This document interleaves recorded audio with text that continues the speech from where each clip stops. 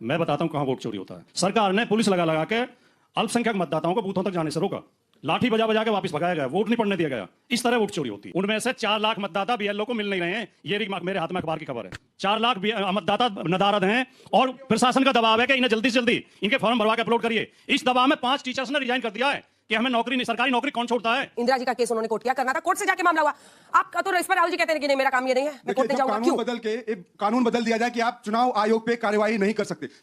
क्या अखिलेश यादव भी एसआईआर का फॉर्म भरते हैं तो वो भी इस प्रक्रिया में विश्वास नहीं करते हैं? अखिलेश जी ने खुद अपना फॉर्म भरा है।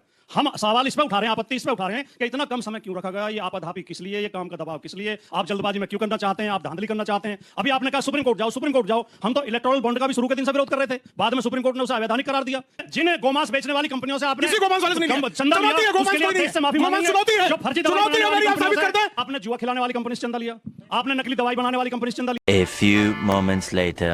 तो चलिए शुरू करते हैं। आपकी डिबेट में 2 सवाल उठ गए। पहला सवाल तो एसआईआर पे था कि हमें क्या आपत्ति है और हम क्या चर्चा चाहते हैं। दूसरा, मोहम्मद अमीन साहब ने एक सवाल पूछा कि वोट चोरी कहाँ हुआ, और फिर आपने इन बच्चों से पूछा, एक ने भी हाथ नहीं उठाया कि कहीं वोट चोरी हुआ, क्योंकि इनका ध्यान अपनी पढ़ाई लिखाई में रहता है, अपनी किताबों में रहता है। ये फील्ड में तो जाते नहीं, इन्हें नहीं पता कहाँ वोट चोरी होता है। मैं बताता हूँ कहाँ वोट चोरी होता है। यही नहीं, अभी और सुनिए। 2022 में उत्तर प्रदेश में विधानसभा चुनाव हुए। रामपुर विधानसभा में 56% वोट पड़े, अंजना जी। और फिर 24 में उपचुनाव हुआ तो उपचुनाव में मात्र 33% वोट पड़े। क्यों पड़े 33%?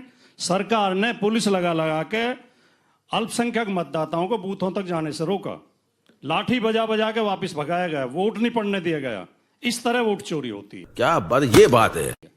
दूसरी बात, मैं आता हूं एसआईआर पे। इसमें हम ये कहना चाहते हैं कि ये एसआईआर है, स्पेशल इंटेंसिव रिवीजन।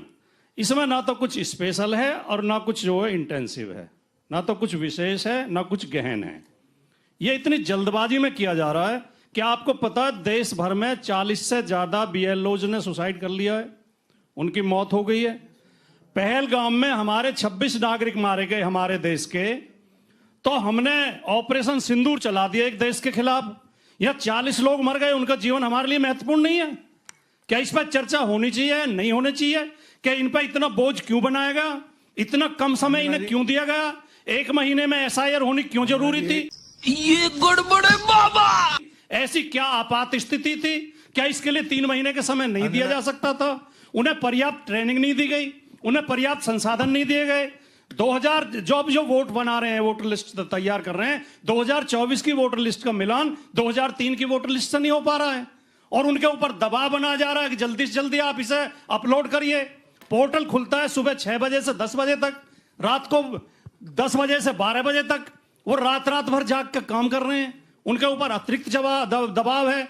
इससे हमें संदेह हो रहा है कि कहीं ना कहीं धांधली का विचार है। सही पकड़े हैं। और अमीन साहब, आपने जो कहा वोट चोरी कहां हुई, ये नारे होते हैं। जब 75 में इस देश में नारा लगता था कि खा गई चीनी पी गई तेल, ये देखो इंदिरा के खेल, तो इंदिरा ने ना तो चीनी खाई थी ना तेल पिया था। वो एक मुहावरा था कि भ्रष्टाचार हो रहा है। वोट चोरी का मतलब है धांधली हो रही है। चोरी ऐसे नहीं हो रही है जैसे घरों में दीवार तोड़ के चोरी हो जाती है। आप मुहावरे को समझिए, नारे को समझिए। ये सरकार धांधली करना चाहती है और चुनाव आयोग इसकी धांधली में सहयोग कर रहा है। आपके पास कोई सबूत है? हाँ, मेरे पास सबूत है। मैं बताता हूँ। ने तो राहुल गांधी के सारे मेरे पास सबूत है, खत्म कर दिया। डॉक्टर साहब, मेरे पास सबूत है। हमने 2017 में उत्तर प्रदेश में हमारी सरकार थी, हमने स्मार्टफोन देने की घोषणा की थी। चुनाव आयोग ने रोक लगा दी थी कि चुनाव आ गए हैं, अब स्मार्टफोन नहीं दे सकते। बिहार में सरकार 10-10 हजार रुपए मतदान के दौरान भी डालती रही, चुनाव आयोग मौन बैठा रहा। बात तो सही है। ये इस बात का सबूत है कि चुनाव आयोग बीजेपी की धांधली में भागीदार है। चलिए अमीन साहब, चुनाव आयोग निष्पक्ष नहीं है। स्पेसिफिक सवाल जिसके बाद मैं बच्चों के पास जाऊंगी। एक तो बीएलओस का मुद्दा जो बार बार आ रही है, क्योंकि हम लोग भी इंतजार कर रहे हैं कि चुनाव आयोग की तरफ से क्या इस पर कोई प्रतिक्रिया नहीं आनी चाहिए, जिन भी वजहों से। क्योंकि अभी ऐसे नंबर्स लिए जा रहे हैं, ऐसे ही किसान आंदोलन के वक्त भी कई लोग कह रहे थे, लेकिन जब तक मामला प्रूव हो के डिफाइन ना हो कि भाई दबाव की वजह से ये हुआ है, क्यों नहीं चुनाव आयोग इस पर बोल रहा है, क्यों नहीं बताया जा रहा है, जानकारी क्यों नहीं दी जा रही है? आप डीएम से रिपोर्ट तलब कीजिए, आप बताइए कि क्या हुआ, बीएलओ की क्यों मौत हुई। और दूसरा जो इन्होंने कहा है पक्षपातपूर्ण रवैया। हाँ, मैं आपको बताऊंगा अंजना जी, आपके दर्शकों को और सभी को बताना चाहूंगा कि जब ये बात आई कि बीएलओज के ऊपर दबाव पड़ रहा है। मैं समझता हूं 51-52 से लेके आज तक बीएलओज ही काम करते रहे हैं और कभी भी कोई दबाव महसूस नहीं किया गया। ये क्या बात करते हैं यार। लेकिन अब की बार इसको एक मुद्दा बनाया जा अमीन रहा है। साहब, लगभग देश में कितने बीएलओज हैं इस वक्त? कोई नंबर है आपके पास? इस वक्त मुझे याद नहीं है, ठीक है। लेकिन हाँ, एक बीएलओ के पास सिर्फ जो होता है 1000 से लेके 1500 मैक्सिमम हमारा पोलिंग बूथ होता है। बीएलओ का मतलब बूथ, तो बूथ के लिए वो काम करता है बीएलओ। और आपको ये ताजुब होगा कि अब की बार हिंदुस्तान में पहली बार कमीशन ने, इलेक्शन कमीशन ने हर पार्टी को जिस तरह से पोलिंग में पोलिंग एजेंट, काउंटिंग में काउंटिंग एजेंट, इसलिए पहली बार बीएलओज के साथ में 2-2 हर पार्टी के स्टेक होल्डर के बीएलएज लगाए हैं। 30 दिन में 900 से 1000 फॉर्म को आपको निपटाना है। आपको 30 से 50 फॉर्म रोज बस एग्जामिन करना है, इससे ज्यादा नहीं। और एक बूथ पर कई बार 2-2 बीएलओ दिए हुए हैं। यह भी मैं आपको बता दूं, जिस बूथ से हम आते हैं वहां भी है। मैं ये नहीं कह रहा हूं कि उनमें क्या है, किस कारण से उनकी मृत्यु हुई, लेकिन एक सवाल जरूर आप सबों के लिए है। बिहार में जल्दी हुआ तब विरोध कर रहे थे, उत्तर प्रदेश में बहुत पहले शुरू किया गया तब विरोध कर रहे हैं। अखिलेश जी ने भी फॉर्म भरा है। बचाना चाहते हैं, फेक वोटर्स को आप बचाना चाहते हैं। अखिलेश यादव जी ने भी फॉर्म भरा है। ये कह देना बहुत आसान है कि कोई दबाव नहीं है, कोई ज्यादा काम नहीं है। इस जिले में जहां हम ये डिबेट कर रहे हैं, गौतम बुद्ध नगर में 18 लाख मतदाता हैं केवल, उनमें से 4 लाख मतदाता बीएलओ को मिल नहीं रहे हैं। ये मेरे हाथ में अखबार की खबर है। तू समझा? हाँ। नहीं, तू समझा नहीं। 4 लाख मतदाता नदारद हैं और प्रशासन का दबाव है कि इन्हें जल्दी से जल्दी इनके फॉर्म भरवा के अपलोड करिए। इस दबाव में 5 टीचर्स ने रिजाइन कर दिया है कि हमें नौकरी, सरकारी नौकरी कौन छोड़ता है, जो 10-10 साल 15-15 साल से नौकरी कर रहे थे, जल्दी फिर मैं सवाल रिजाइन कर दिया। अंजना जी, एक कह देना कि 1000 लोग हैं और एक बीएलओ जाके भर सकता है, तो आप किसी से गलत कराएंगे तो सुसाइड तो करेगा ही ना भाई। जितने लोगों को वीडियो वायरल हुए हैं, जितने बीएलओ कह रहे हैं कि हमारे ऊपर प्रेशर है, प्रेशर किस चीज का है? एक आदमी को 30 फॉर्म भरना कोई बड़ी बात नहीं है, लेकिन एक आदमी से कहा जाता है कि 300 लोगों का नाम ढूंढ के एक घर में भरो और एक घर में दिखाओ कि यहाँ 300 लोग रहते हैं, भाजपा के कार्यकर्ता रहते हैं। क्या बात, ये बात है। तब वो सुसाइड करता है, क्योंकि वो राष्ट्र भक्त होता है और भाजपा भक्त बनने से इनकार कर देता है। नहीं, बस एक लाइन जोड़ देना चाहता हूं, शायद जानकारी नहीं है कि कैसे ये हो रहा है एसआईआर। वहां पर वो जाकर के फॉर्म डिस्ट्रीब्यूट किया जाता है, वो सामने भरते हैं, वो सामने भरते हैं। बीएलओ के साथ आपके पॉलिटिकल पार्टीज के आपके लोग प्रतिनिधि होते हैं, बीएलए भी आपके आप यदि नहीं काम करते हैं तो आपकी राजनीतिक निष्क्रियता है। देखिए, बिहार में इन्होंने इतना शोर मचाया कि लोगों के वोट काट दिए। सुप्रीम कोर्ट बारंबार कह रहा है कि एक वैध वोटर ले आइए जिसका नाम काट दिया गया हो। ये महीनों बीत गए, नहीं ले जा पाए। तो कितना झूठ बोलेंगे भाई? ये झूठ की कोई लिमिट होती है कि नहीं होती है? बिहार में ले नहीं जा पा रहे, बाकी जगह चिल्ला रहे हैं। क्या बोला तूने? मेरा सवाल सपा से रहेगा। जब आप रामपुर का उदाहरण देते हैं तो ये क्यों बताना भूल जाते हैं कि 24 का लोकसभा चुनाव आप जीते थे, तो उसमें भी तो वोट कट सकते थे, वहां नहीं कटा। रही बात आपकी, चली तो आप लोग इंडिया टुडे के ही जब 3 चुनाव आयुक्त बैठ के ज्ञानेश कुमार के व्यवहार पे आवाज उठाते हैं तो आप लोग उसका कट करके चलाते हैं, लेकिन वही 3 आयोग जब कहते हैं कि ईवीएम हैक नहीं हो सकती है तब आप लोग जवाब नहीं देते हैं, उसको नहीं प्रसारित करते हैं।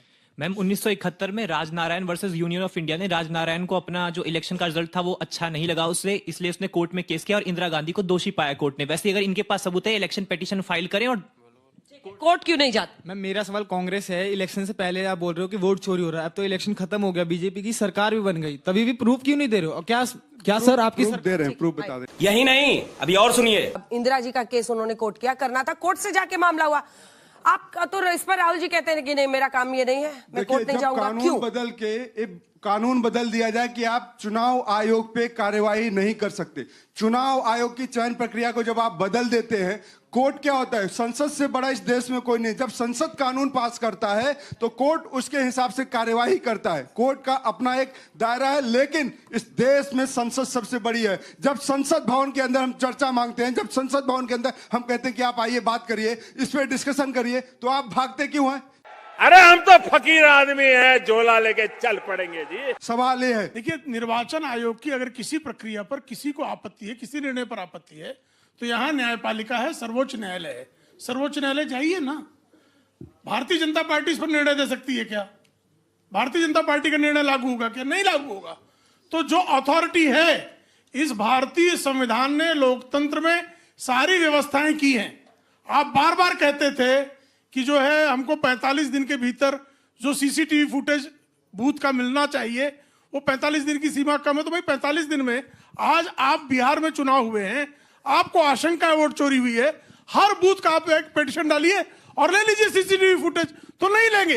ये क्या बात करता है यार? जब 45 दिन उसकी मियाद, उसका नियम पूरा हो जाएगा, फिर रोने चले आएंगे। साहब, रुदाली गिरोह से जो है लोकतंत्र प्रभावित होने वाला नहीं है। ठीक है भाटी जी, एक सवाल है भाटी जी से मैं पूछ लूं, उसके बाद आ रही हूं। क्या ऐसा आ रही हूं सर, रुक जाइए गुरु जी।